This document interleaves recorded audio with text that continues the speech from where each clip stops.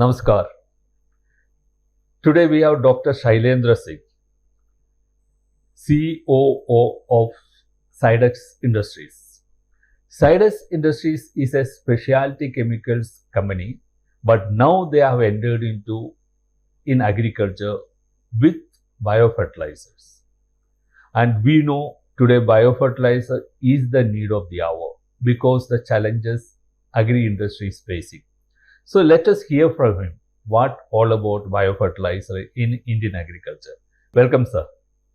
Thank you, Mr. Dominic. Shailendra sir, I just would like to know, can you just give a brief history of this Zydex Industries? Sure. Zydex Industries was established by Dr. Ajay Ranka, who is a renowned scientist, polymer scientist, and he has a lot of patents. I remember almost 55 patents in his name. He started this company in 1997. We have completed 25 years now with the textile division, where the environment friendly inks were the first product. Okay. This continued the journey, and then he kept on adding different verticals wherever this technology on which he was working continuously, it was working. Later on, after the textile division, he added the roads division. Then we have waterproofing division, paints division, and agriculture division. Okay. Agriculture particularly is more from a passion of Dr. Ranka to provide safe and nutritious food to all. And that's where the whole concept of the agri solutions business came in. And we started our operations in 2014-15 with the agriculture division. So, don't you think this biofertilizer is a big challenge? Because see, anything for the farmers to adopt it takes time. So, how do you think how you can make the farmers adopt, or how the industry going to speed up this process? Sure. Before jumping on to the biofertilizer part, I would like your attention and everybody's attention towards the real problem which the farmer is facing and why this issue of chemical fertilizers and all those things are coming up. See, the Green Revolution happened in early 70s, and there were three things which were mainly brought in with the Green Revolution. One was the high yielding varieties, the other was the mechanization, and third was the chemical fertilizer. That has given a lot of upside to the Indian agriculture, definitely. But what has happened with the time, with the continuous use of chemical fertilizers, and that too in the non-judicious way, and continuous use of mechanization, the toll of this entire activity was on the soil. And the situation became that today, if you really go and talk to the farmer, the core problem which the farmer is facing is the soil. His soil has become very compact. Now, as the soil becomes compact, it has different impacts. The first thing is that the space between the soil particles that narrows down. The natural availability of oxygen and water will go away. The area or space for the root development of the crop will continue to reduce.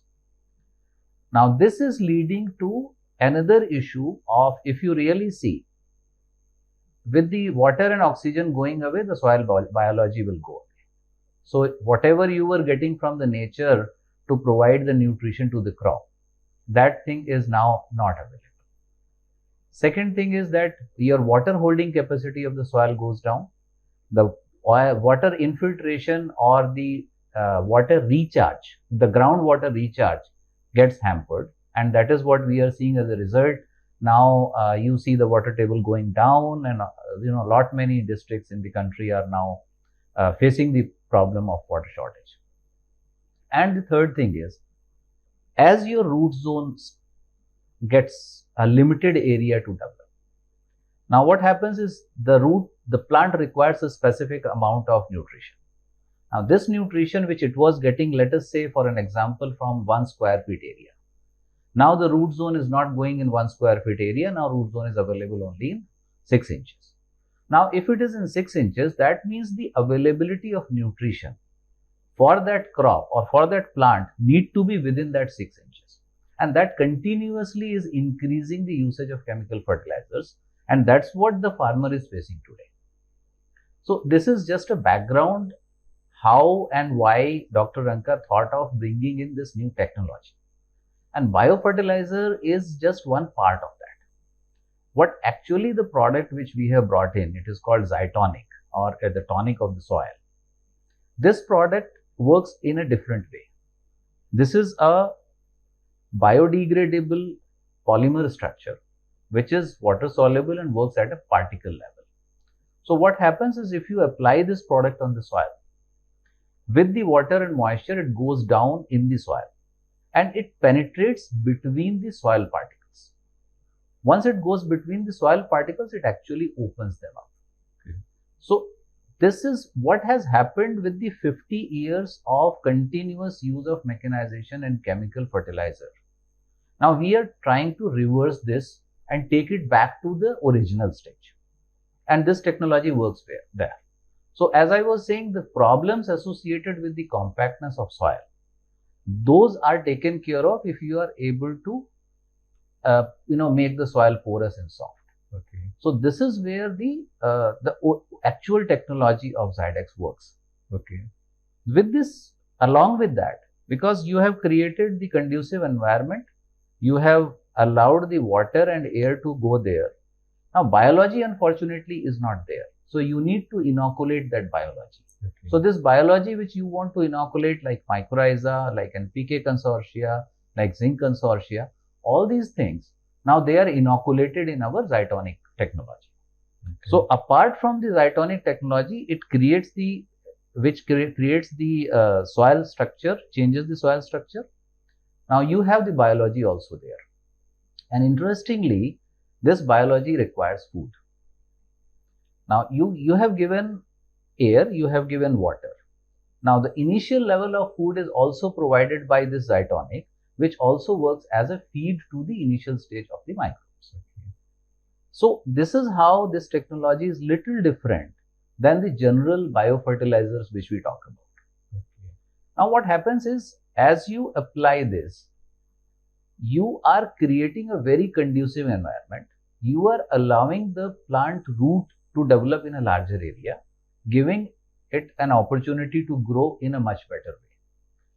Also, when you are applying the chemical fertilizer like DAP or ammonia, the nitrogen forms which you are giving to the plant either is nitrates or ammonia.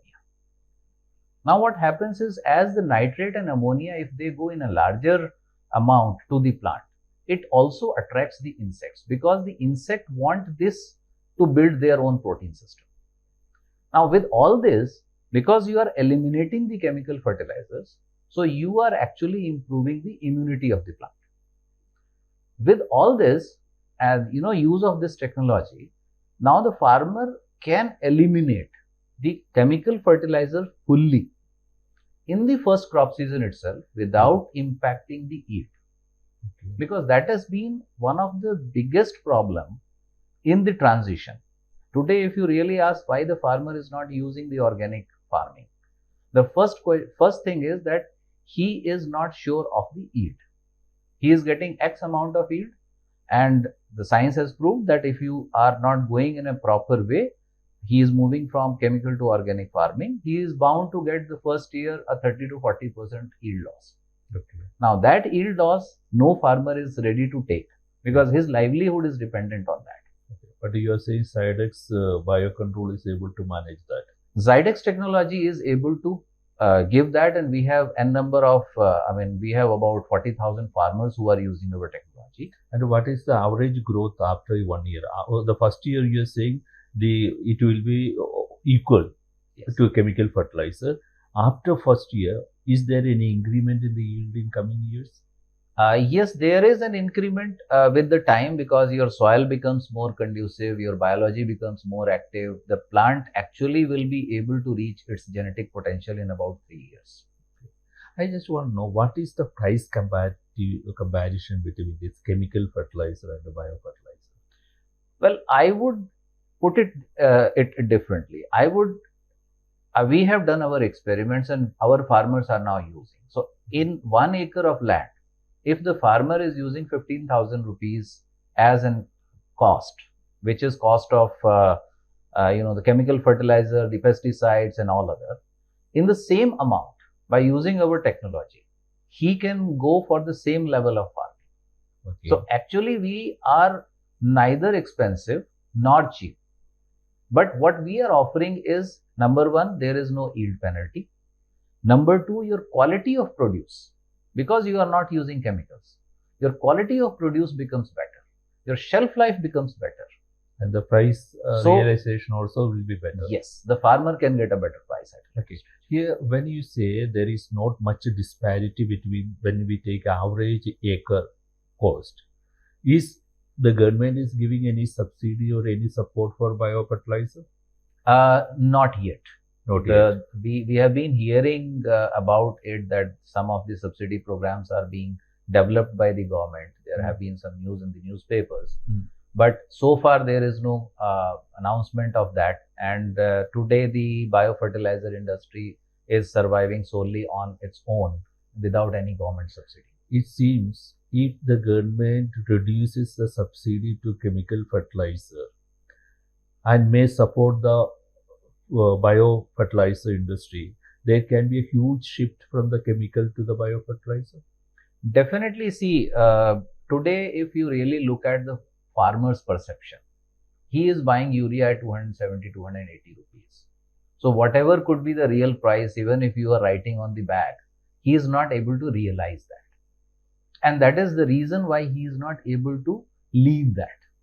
So definitely, if he is getting that feeling that he is using expensive chemical fertilizers, and there is an alternative available at the same price or at a lower price, because if you increase the chemical fertilizer prices by reducing the subsidy, definitely the biofertilizer will become more viable. So it is going to help us. However, one thing which is very critical here is that merely adding the microbes to the soil, means the normal biofertilizers to the soil, perhaps will not solve the entire picture. Okay. People will have to go with the latest technology, understanding the whole concept. Okay. And that's where we are talking about the farmer need to look at first and foremost at the soil structure improvement. The farmer also has to go for the organic matter content enhancement in the soil. We are facing a lot of problem today sitting in Delhi. We know in the month of December, we talk about the parali burning and all those things.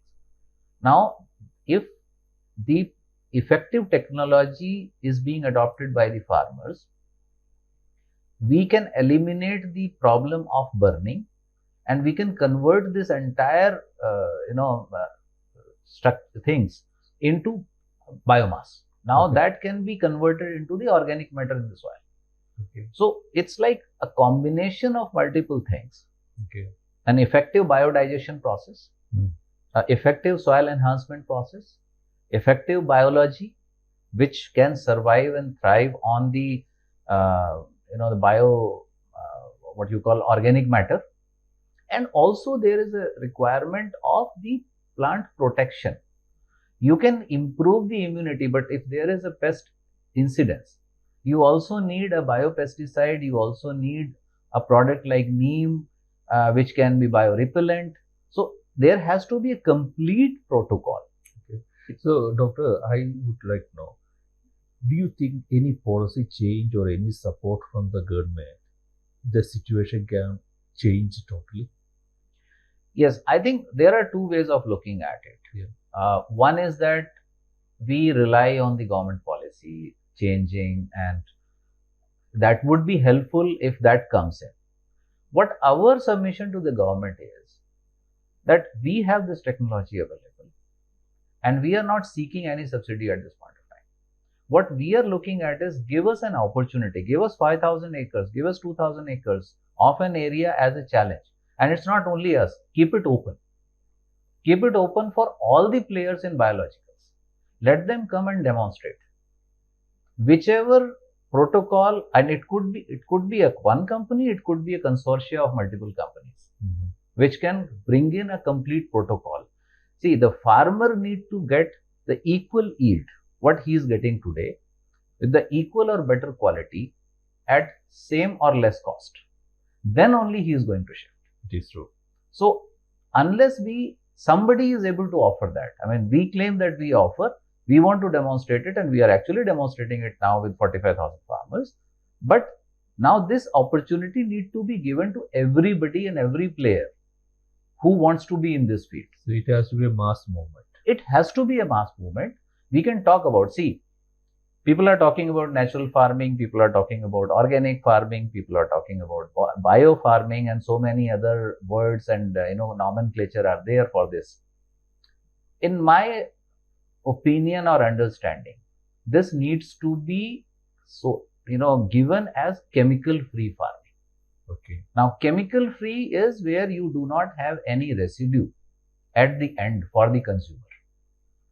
Chemical free is where you can eliminate the use of chemical and you rely solely on the natural processes or naturally derived products. Now, today we are talking about the tradition. We are talking about natural farming, but traditional also requires technology to deliver the performance which is required to feed 1.4 billion people. So we need to have a holistic, comprehensive approach for this thing. Okay. See, finally, Doctor, I would like to know what do you expect from the farming community? A very, very relevant question. See, from the farming community, there are two things which we are looking at. One thing is that, and here I would like to mention that there are so many people beating the farmer today from various organizations, companies, product range, that he is a bit confused. So what we recommend that every farmer should step up and try out. We are saying that, and we have seen that happening in some of the cases, the farmers are keeping some piece of their land which they use for their own consumption as chemical free. Now this need to expand.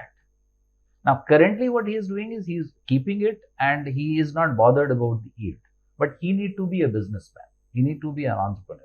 So he need to do a pilot in a smaller area. Once this pilot is successful, he should look at scaling up. So that would require us to reach out to large number of farmers at once. Now that is where the help of the extension agencies of the government and collaboration with various other players is required, because there are 6,000 villages. One person effectively can perhaps reach to 10 villages. So that means you need a workforce of about 60,000 people to reach those 6,000 villages, 6 lakh villages. Now we are doing our bit and we will continue to do. But if we get some support from the government, from the other like-minded people, definitely we can accelerate the process of adoption. And that is the need of an hour. So, Dr. Shailendra, you might know, we have started making farmers feel, or farming to feel like that is a place where people can make money. So, that's we thought Millionaire Farmer of India Awards. What do you think about it? Well, I was privileged to be part of the first event when you introduced this concept in July. It's a very interesting and noble concept, I would say. See, what is happening is in India, what people are connecting the farmer is that the farmer is going to be illiterate, he is going to be poor, and he has to make his ends meet with difficulty, which is not true. I mean, we do know a lot of farmers who have, with the right amount of technology, with the right amount of knowledge and right information base, they have been able to earn good amount of money and create success. Now, what I gathered in that event and during the discussions I think it is important that we create these examples everywhere, because if I am living in a village, now in this village I may be knowing all the people. If you can create one example in my village to aspire. If this can happen in my village, I can also do it. So then this kind of a momentum can be created. That's what I personally feel. And I'm sure it may not be that easy. I mean, it's all easier said than done. But one thing is definitely that at least the beginning has happened. Now, it would be like, I would recommend that what you are going to do is identify first those farmers who are actually doing something different. Now,